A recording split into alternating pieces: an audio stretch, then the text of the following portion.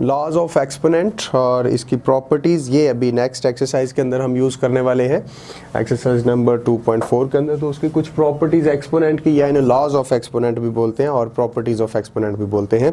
कुछ 6-7 के करीब हमारे पास प्रॉपर्टी हैं, जिसमें फर्स्ट प्रॉपर्टी ये है, a raise to power m multiply हो रहा हो a raise to power n।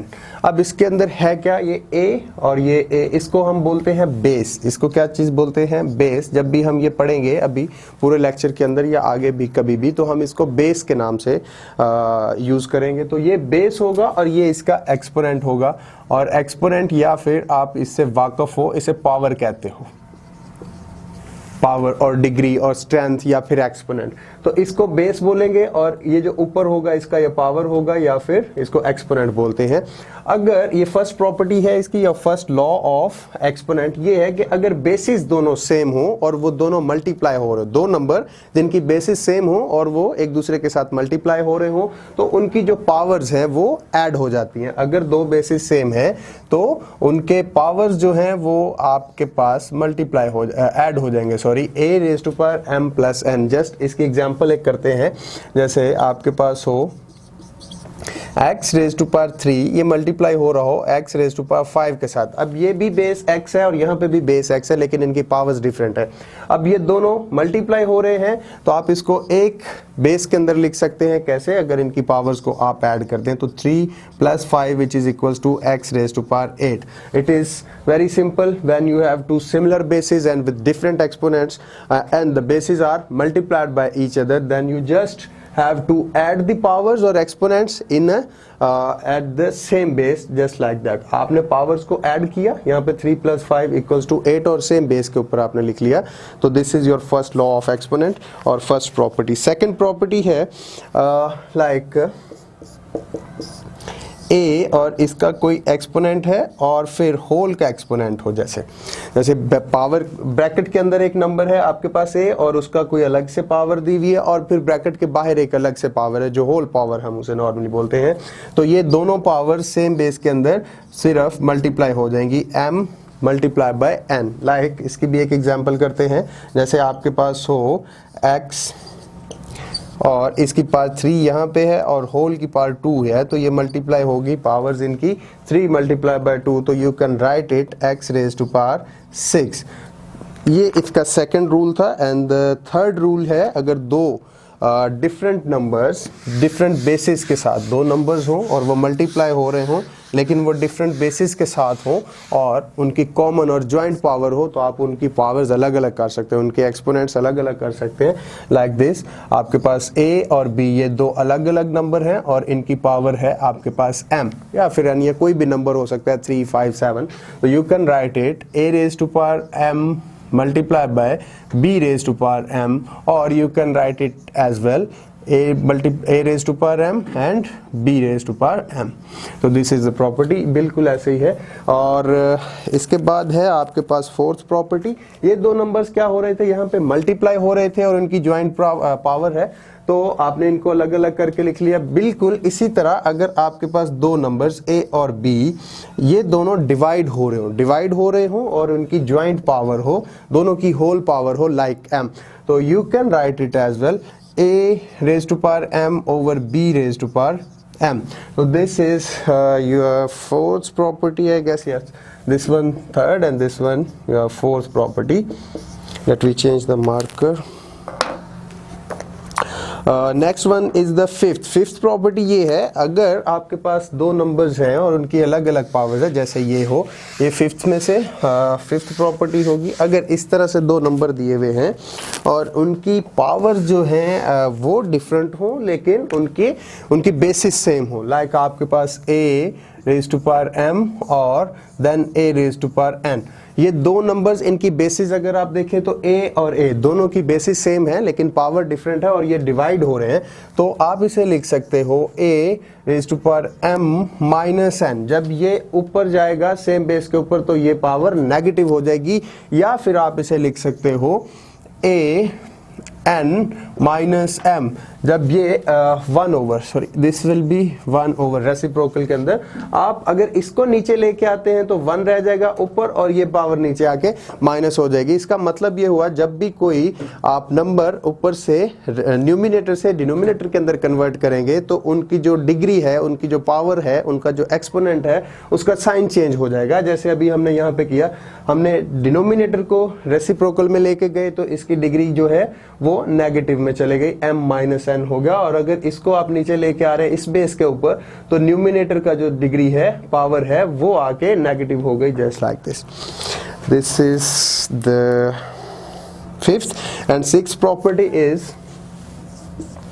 और सिक्स लॉ इसे बोलते हैं, किसी भी नंबर की पावर 0 हो, किसी भी नंबर की पावर 0 हो, भले वो 7 हो, 1000 हो, इवन x हो या y हो, कोई वेरिएबल हो या फिर कोई नंबर हो, और उसकी पावर या एक्सपोनेंट 0 हो तो वो इक्वल होता है 1 के। एग्जाम्पल के लिए आप ये ले लीजिए, अगर आपके पास 1000 है और उसकी पावर 0 है तो वो इक्वल टू 1 होगा, और इवन आपके पास y है और उसकी पावर 0 है तब वो भी इक्वल टू 1 होगा। तो कोई नंबर हो या कोई वेरिएबल हो, जब उसकी डिग्री 0 होगी, उसकी एक्सपोनेंट 0 हो या उसकी पावर 0 हो तो वो इक्वल टू 1 होता है। एंड फाइनल प्रॉपर्टी इज, ये जैसे अभी भी हम डिस्कस करके आए हैं, लाइक आपके पास a raise to power -n हो, कोई भी वेरिएबल है या नंबर है और उसकी डिग्री आपके पास नेगेटिव है, लाइक उसका एक्सपोनेंट क्या है, नेगेटिव, तो आप उसे पॉजिटिव में कन्वर्ट कर सकते हो। कैसे? उसको रेसिप्रोकल में ले जाइए, डिनोमिनेटर में ले जाएंगे तो ये आपके पास पॉजिटिव n हो जाएगा। तो ये कुछ प्रॉपर्टीज हैं, कुछ लॉज हैं जो आगे आने वाली एक्सरसाइज जो आपके 2.4 है जिसके अंदर इसने यूज होना है, इसलिए इनका इंट्रो जरूरी था पहले। चले मूव करते हैं हम एक्सरसाइज नंबर 2.4। इसका फर्स्ट क्वेश्चन है और उन्होंने बोला है use laws of exponents to simplify. आपके पास फर्स्ट क्वेश्चन के अंदर 4 पार्ट्स दिए हुए हैं और बोला गया है कि लॉज ऑफ एक्सपोनेंट्स या प्रॉपर्टीज ऑफ एक्सपोनेंट्स, जो अभी हमने ये 7 प्रॉपर्टीज डिस्कस करी हैं, इन्हीं प्रॉपर्टीज के ऊपर आपको ये 4 पार्ट्स दिए हुए हैं। हम इनमें से सारे सेम ही है, एक ही जैसे हैं, हम इनमें से कोई आपके लिए 2-3 या कोशिश करते हैं मैक्सिमम सॉल्व करने के लिए। जैसे क्वेश्चन नंबर 1 है और इसका आपको फर्स्ट पार्ट दिया हुआ है, क्वेश्चन नंबर 1, एक्सरसाइज नंबर 2.4 और part 1। 243 raised to power -2/3, then 32 raised to power 1/5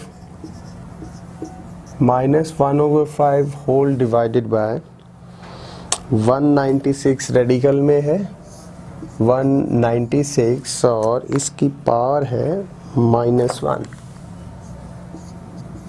अभी हमने जो लॉज पढ़े हैं, लॉज ऑफ एक्सपोनेंट, उन्हीं लॉज को यूज करते हुए हमने इसको सिंप्लीफाई करना है।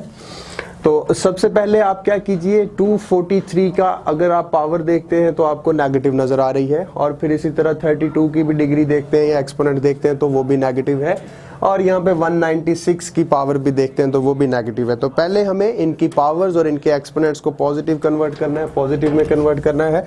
तो बहुत आसान है कि आप इन दोनों को डिनोमिनेटर में ले आइए, और इसको अगर आप इसका भी डिनोमिनेटर है अगर ले लें तो ये बन जाएगा 1। ऊपर हमने कुछ भी नहीं रहने दिया, सभी नीचे लेके आ रहे हैं क्योंकि ये मल्टीप्लाई हो रहे हैं, और इसकी पावर का साइन नेगेटिव 2/3 है तो हम इसे पॉजिटिव 2/3 के अंदर कन्वर्ट करेंगे, जो कि अभी हमने एक प्रॉपर्टी पढ़ी है। और इसके बाद 32 इसके साथ मल्टीप्लाई हो रहा था और उसकी भी डिग्री -1/5 है, तो आप इसको भी लिख सकते हो 32 और इसकी पावर पॉजिटिव 1/5। नीचे ऑलरेडी आपके पास 196 है जो कि रेडिकल के अंदर है, स्क्वायर रूट के अंदर है, और उसकी डिग्री भी -1 है। तो यहाँ पे भी आप लॉ जो हमने अभी लास्ट में 7th लॉ और 7th प्रॉपर्टी पढ़ी है उसी को अप्लाई कीजिए और रेसिप्रोकल में ले जाइए। तो ये 1/, 196 और अब इसकी पावर हो गई पॉजिटिव, और जब पॉजिटिव 1 पावर होती है तो आपको पता है उसे लिखने की जरूरत बिल्कुल भी नहीं होती। खैर, इसके बाद अभी नेक्स्ट स्टेप के अंदर आप क्या कीजिए कि इनको फैक्टराइज कीजिए। जितने भी नंबर्स हैं 243 इसको भी फैक्टराइज कर लीजिए, 32 इसको भी फैक्टराइज कर लीजिए और 196 इसको भी फैक्टराइज कीजिए। एक मैं आपके लिए फैक्टराइज कर देता हूं, जैसे 243 है, ये बहुत ही सिंपल मेथड है, इस तरह से भी इसको फैक्टराइज करते हैं और ट्री बना के भी फैक्टराइज करते हैं, तो ये आप इनमें से कोई भी चूज कर सकते हैं। तो देखिए ये 3 पे डिवाइड हो रहा है क्योंकि 2 पे हो नहीं रहा, प्राइम फैक्टराइजेशन आप जानते हैं। तो 3 8s are 24 and 3 1s are 3, तो 81 को 3 से मल्टीप्लाई करें 243 बन जाता है। फिर similarly 3 27s are 81 and then 3 9s are 27 and then 3 3s are 9 and finally 3 1s are 3। अब ये जो आपके पास प्राइम फैक्टर्स आए हैं इनको मल्टीप्लाई करके आप इस 343 की जगह पे प्लेस कर सकते हैं। 1 जो कि आपके पास न्यूमिनेटर में है सेम रहेगा, 243 की जगह पे आप लिख सकते हैं 3 मल्टीप्लाई बाय 3, 5 टाइम्स आ रहा है तो आप इसे 5 टाइम्स लिख लीजिए और 2/3 इसकी होल एक्सपोनेंट है। इसी तरह जब आप 32 को फैक्टराइज करेंगे तो वो आपके पास 2 पे 5 टाइम्स अगर 2 को मल्टीप्लाई करेंगे तो वो 32 बन जाता है। ये होगा 2 मल्टीप्लाई बाय 2, 5 टाइम्स आप 2 को मल्टीप्लाई कीजिए, 2 multiply by 2 equals to 8, 8 2s are 16, 2 multiplied by 2 equals to 4, 4 2s are 8 and 8 2s are 16, 16 2s are 32, so you can write 32 equals to 2, 2 multiply करिए 5 times, 1/5। सिमिलरली 196 है, अगर आप 196 को फैक्टराइज करते हैं, फैक्टराइज करने से पहले और बेहतर है क्योंकि आपको यहाँ पे एक और लॉ यूज करना है। 2 नंबर हैं डिवाइड हो रहे हैं और उनका इकट्ठे रेडिकल है। हम रेडिकल की प्रॉपर्टीज करके आ रहे थे, जब 2 नंबर हो और उनका इकट्ठे रेडिकल हो तो आप उन दोनों का अलग अलग रेडिकल ले सकते हैं और डिवाइड ही रहने दीजिए। जैसे 1 का रेडिकल ओवर 196 इसका अलग से रेडिकल कर लीजिए। तो ये कुछ इसको मजीद हमने सिंप्लीफाई अभी और करना है, लेकिन ये कुछ रूल था जो अभी हमने अप्लाई किया। सबसे पहले रूल हमने अप्लाई किया उसकी एक्सपोनेंट की पावर जो नेगेटिव थी, हाँ, उनको पॉजिटिव करने के लिए डिनोमिनेटर में लेके गए। अभी फैक्टराइज ही हमने किया है।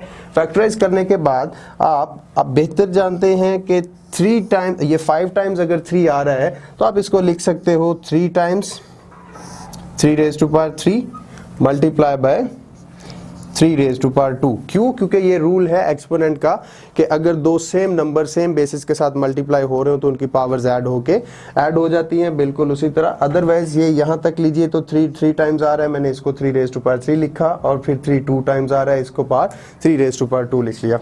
अगर आप इसकी अलग से पावर कीजिए और ये 2 5 टाइम्स आ रहा है, बाहर इसकी पावर भी 1/5 है, इसीलिए मैं इसको 2 raised to power 5 ही लिखूंगा, इसको पार्ट्स के अंदर मैं नहीं लिखने जा रहा। एक और चीज यहाँ पे बताता चलूं, इनको मैंने पार्ट्स के अंदर क्यों लिखा है, बिकॉज आप अगर देखें तो जो पावर है एक्सपोनेंट है 2/3, उसमें रेसिप्रोकल कितना है 3 का, 3 डिनोमिनेटर में आ रहा है, इसलिए मुझे इसको पार्ट्स में कन्वर्ट करना पड़ा आपको, और आसानी हो जाएगी ये समझते वक्त। 1 का अगर रेडिकल लेते हैं तो वो 1 ही रहता है, आपको पता है, सो इसे 1 ही रहने दीजिए। और ये रेडिकल साइन को जब आप कन्वर्ट करते हैं तो पावर 1/2 में शिफ्ट हो जाती है, आप जानते हैं। और ये 196 इसे आप 14 raised to power 2 भी लिख सकते हैं, 14 मल्टीप्लाई बाय 14 इक्वल्स टू 196। ये 1 का डिनोमिनेटर है, तो इसे आप ऊपर लेके जाएं तो ये मल्टीप्लाई हो जाएगा, यहाँ पे 1 पे डिवाइड हो रहा है, मतलब इन दोनों पे ये अगर डिवाइड हो रहा है, इसे आप कन्वर्ट करेंगे तो ऊपर जाके ये मल्टीप्लाई हो जाएगा। सो आपके पास रिजल्ट रह जाएगा फिर 14 raised to power 2 और होल की पावर है 1/2 डिवाइडेड बाय, अब इनकी पावर्स भी आप अलग अलग इनके साथ मल्टीप्लाई कर दीजिए। जब इसके साथ मल्टीप्लाई करेंगे तो 3 raised to power 3 multiply bye 2/3। Similarly इस 3 के साथ भी मल्टीप्लाई करेंगे तो 3 raised to power 2 multiply bye 2/3। फिर आपके पास 2 है, इसको आप लिख सकते हैं इस तरह से भी, रूल यूज कर लीजिए अगेन।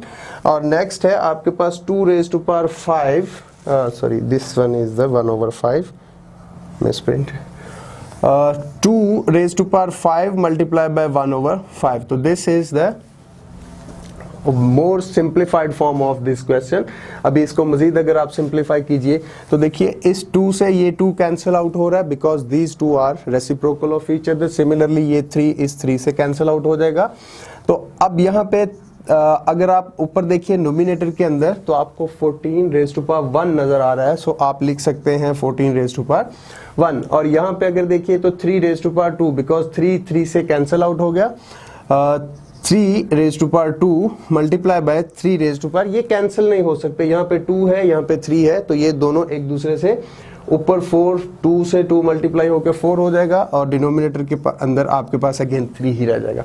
अब ये वाला 5 इस 5 से कैंसिल हो सकता है, तो आप लिख लीजिए इसे multiply by 2 raise to power 1 और सिंपल हो गया। लेकिन अभी ये मजीद भी सिंपल हो सकता है। देखिए कैसे, आपको पता है ये 2 raise to power 1 equals to 2 ही होता है और 14 raise to power 1 equals to 14 ही होता है। सो मैं ये 1 इरेज कर देता हूँ और अभी अगर आप देखें तो ये 2 से ये कैंसिल हो सकता है और आपके पास क्या रह जाएगा 7 रह जाएगा। 2 14 के साथ कैंसिल हुआ तो यहाँ पे 7 रह गया, तो 14 की जगह पे नाउ यू हैव ओनली 7 और यहाँ पे आपके पास 3 रेज़ टू पावर 2। इसे कन्वर्ट करें तो 3 मल्टीप्लाई बाय 2 होके वापस 9 हो जाएगा।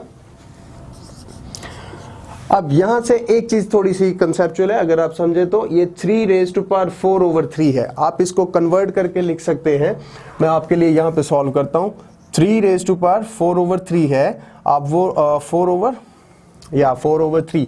अब वही रूल अभी जो हमने यहाँ पे भी यूज किया था, ये वाली एक प्रॉपर्टी मैं यहाँ पे लिखता हूँ, a raise to power m plus n equals to a raise to power m multiply by a raise to power n।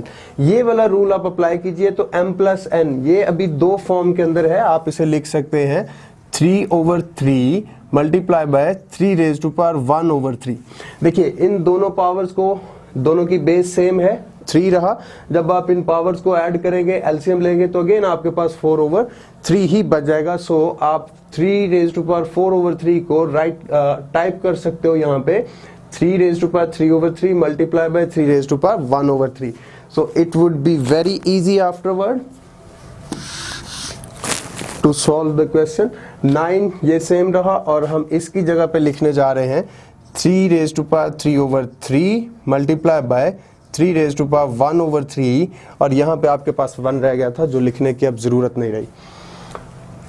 3 divided bye 3 equals to 1, तो ये कैंसिल होके आपके पास 7/9 multiply by 3 multiply by 3 raise to power 1/3। अब 7 same रहा, 9 multiply by 3 will produce us 27। So you can type it 7/27 और 1/3 3 की power है 1/3 यानी एक्सपोनेंट में है, इसे आप रेडिकल में कन्वर्ट करेंगे तो ये वही रूल यहाँ पे रेडिकेंड आपके पास जो एक्सपोनेंट है 3 और ये रेडिकेंड बन जाएगा। तो this is the final answer of the question number 1 और फर्स्ट पार्ट था ये आपके क्वेश्चन नंबर 1 का। अभी हम मूव करते हैं, इसी क्वेश्चन में से एक पार्ट हम आपके लिए और कर लेते हैं। जैसे इसका सेकंड पार्ट ट्राई कर लेते हैं, बिल्कुल सिमिलर है वो भी, और इसी तरह थर्ड भी सिमिलर है और फोर्थ भी सिमिलर है। बिफोर सॉल्विंग सेकंड पार्ट मैं आपके साथ थर्ड और फोर्थ को डिस्कस करना चाह रहा हूँ। देखिए क्वेश्चन नंबर 3 जो है उसमें होल पावर 2 फंक्शंस हैं, डिवाइड हो रहे हैं और फिर उसके बाद ब्रैकेट के अंदर -3 पावर है। तो सबसे पहले आप जो भी नेगेटिव हैं ऊपर पावर्स के अंदर उनको नीचे लेके आइए, पॉजिटिव कर लीजिए, और अगर कोई नेगेटिव नीचे हैं तो उनको ऊपर ले जाके पॉजिटिव कीजिए। और फिर उसके बाद एक्सपोनेंट की प्रॉपर्टी, x की पावर्स में x की पावर्स ऐड या सब्ट्रैक्ट कीजिए, y की पावर्स में y की और z की पावर में z की पावर्स, और फिर उसको -3 के साथ मल्टीप्लाई कर लीजिए तो आपके पास क्वेश्चन आसानी से हो जाएगा। इसी तरह सेकंड और फोर्थ भी हो जाएगा। तो अभी हम अगर फोर्थ को डिस्कस करें तो आई गेस फोर्थ आपके लिए ट्राई कर लेते हैं, बिकॉज सेकंड जो है वो उसी के अंदर ही कवर हो जाएगा। जी एक्सरसाइज 2.4 और अभी हमने इसका क्वेश्चन नंबर 1 का फर्स्ट पार्ट किया, सेकंड और थर्ड के बारे में हमने बता दिया थोड़ा सा, और जो फोर्थ पार्ट अभी हम करने जा रहे हैं इसी के अंदर आपका सेकंड और थर्ड भी कवर हो जाएगा। तो इसको देखते हैं। हमारे पास फोर्थ पार्ट है क्वेश्चन नंबर 1 का 81 और इसकी पार है question number 1 and fourth part 81 whole raise to power n।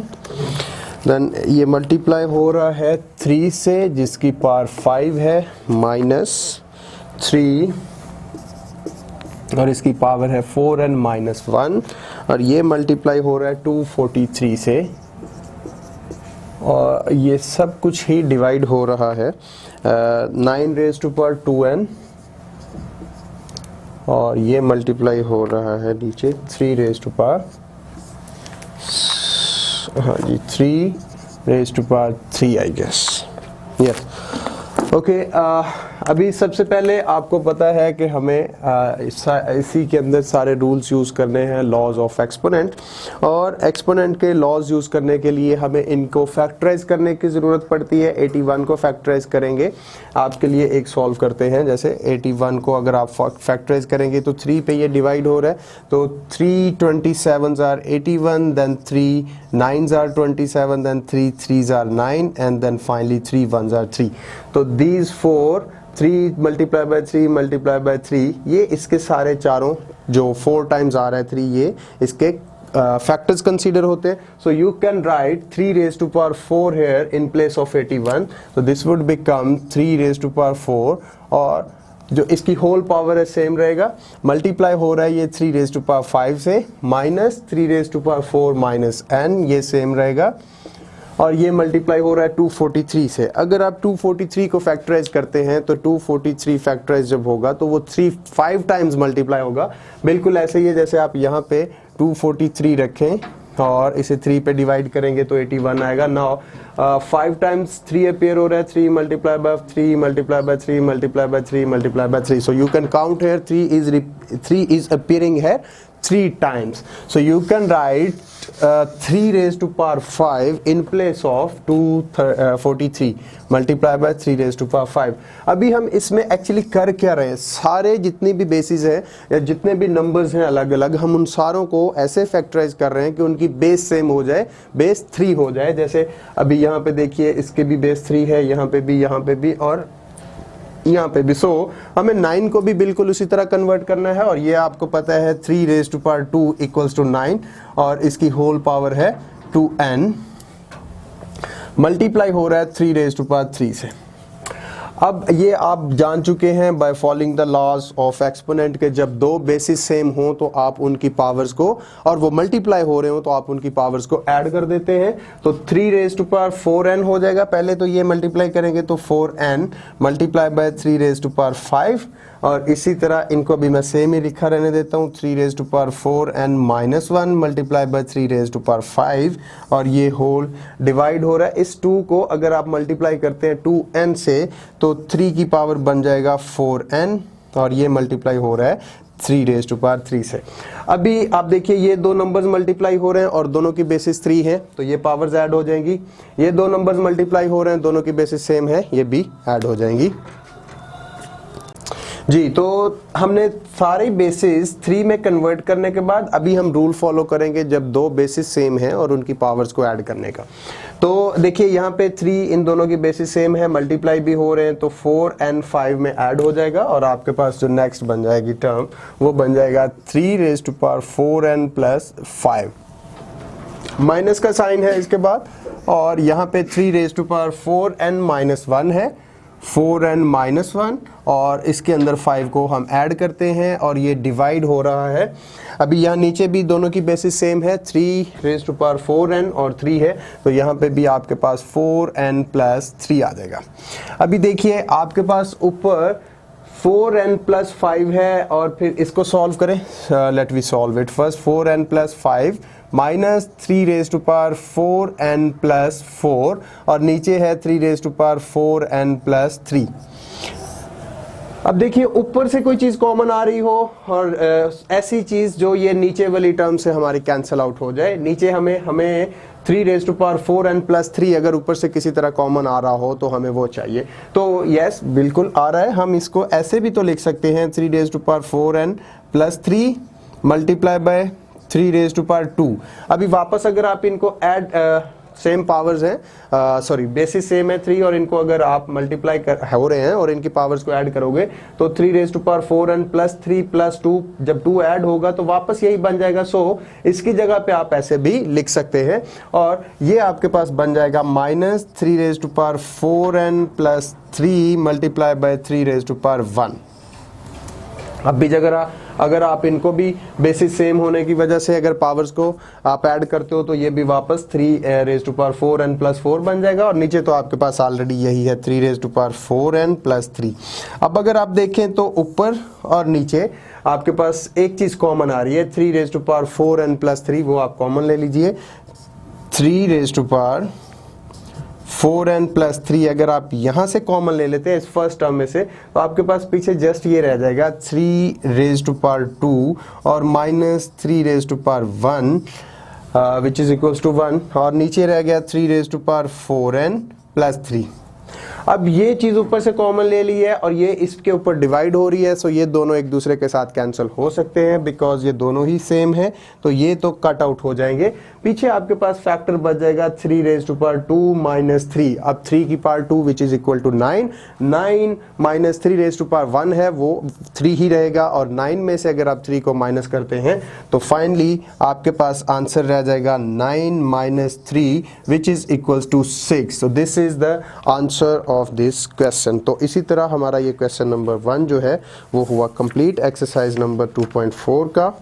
और इसका सेकंड क्वेश्चन जो है बहुत इंपॉर्टेंट क्वेश्चन है बोर्ड पॉइंट ऑफ व्यू से, हमें इसको भी ट्राई करना है।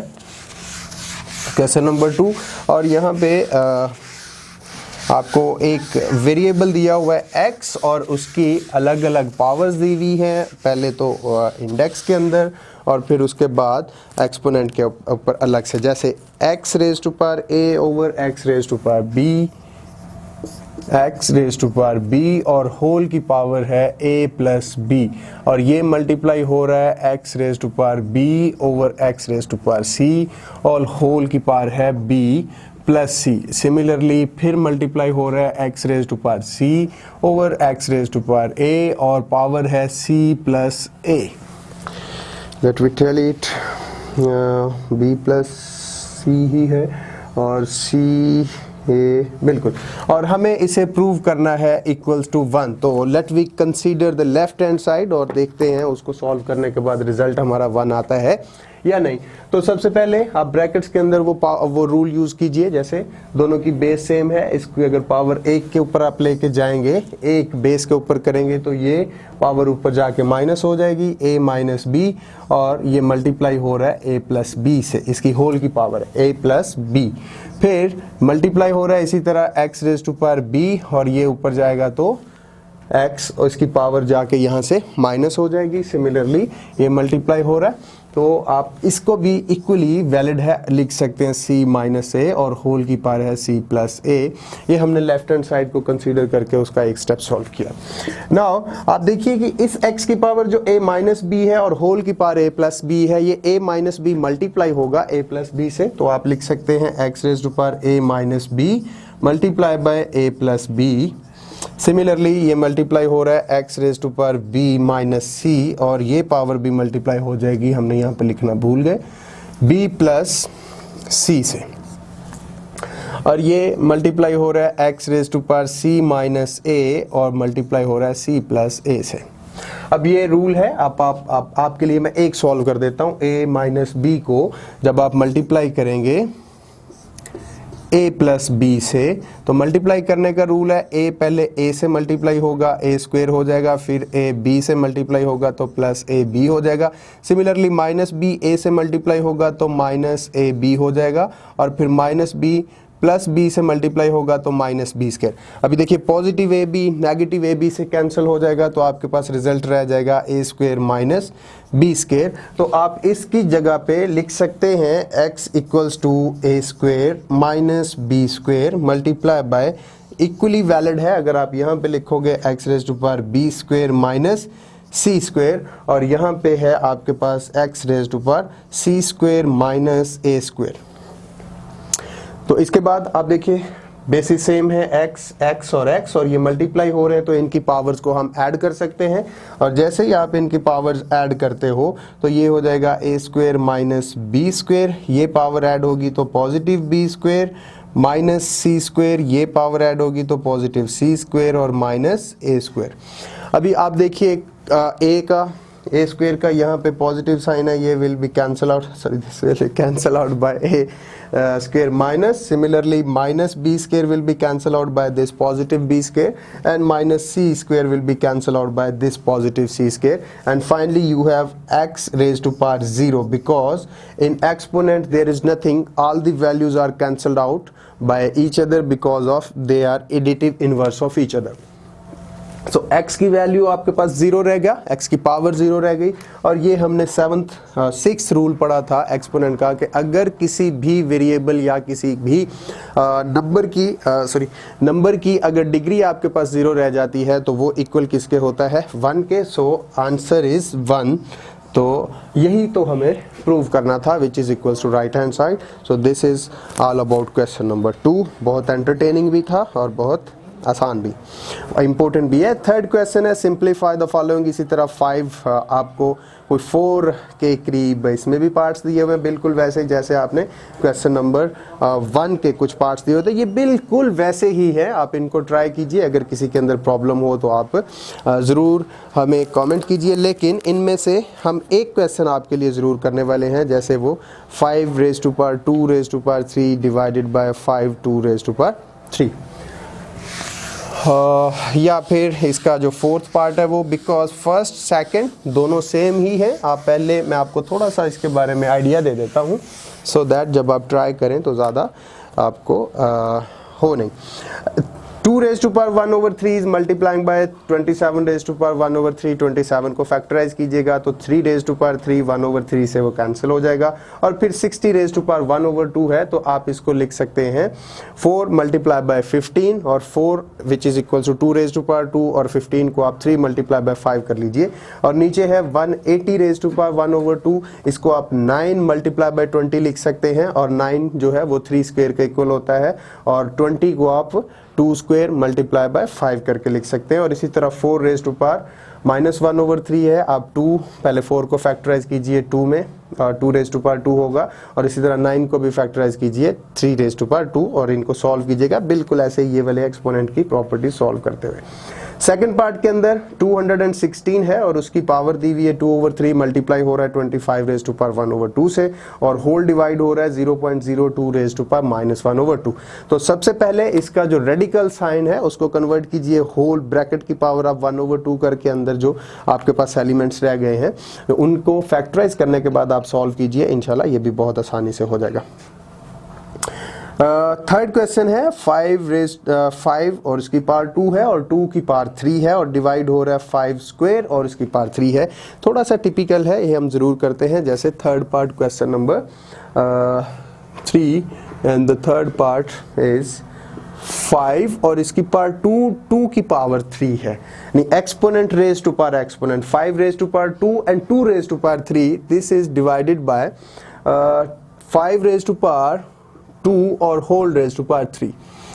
अभी आपको ये तो पता है जब भी किसी नंबर की पावर हो 3 तो वो इक्वल होता है 2 multiply by 2 multiply by 2। So 2 raise to power 3 will produce us 8, whereas अगर 5 तो आप इसकी जगह पे ये लिख सकते हैं 5 raise to power 8 divided by 5 raise to power 2 multiply by 3 equals to 6। So आप इसको और इस तरह से भी कर सकते हैं 5 raise to power 8 over 5 raise to power 6। अब अगर आप देखें तो बेसिस सेम है और ये ऊपर लेके जाएंगे तो इनकी पावर 8 में से 6 माइनस हो जाएगा और 5 रेज टू पावर 2 रह जाएगा, बिकॉज 8 माइनस 6 इक्वल्स टू 2 और 5 raise to power 2 equals to 25 होता है। It is because 5 multiply by 5 equals to 22। So this is all about exercise number 2.4। इंशाल्लाह नेक्स्ट लेक्चर में आपके लिए नेक्स्ट एक्सरसाइज सॉल्व करें।